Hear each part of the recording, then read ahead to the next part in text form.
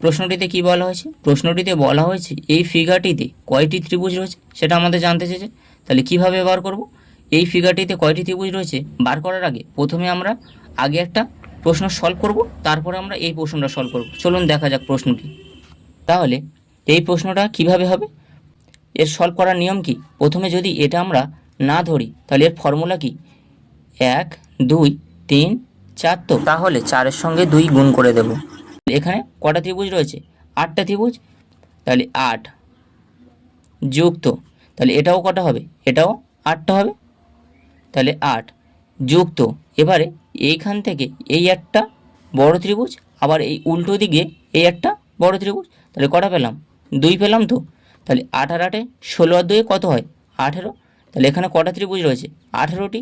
তাহলে এখানে 18টি। এবারে আমরা ওই প্রশ্নটা সলভ করব। তাহলে এটাতে কটা ত্রিভুজ রয়েছে? তাহলে এটাতে আমরা প্রথমবারে 8টা পাবো, তারপরে এটাতেও 8টা পাবো, তাহলে 8 যুক্ত, তারপরে এটা কটা পাবো? এটাও 8টা পাবো, তাহলে 8 যুক্ত।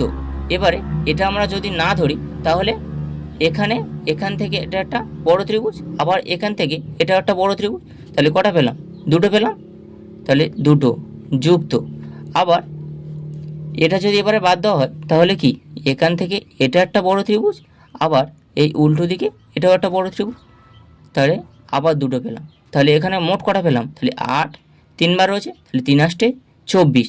তাহলে 24 আর 4 28, তাহলে 28টি। এটাই উত্তর।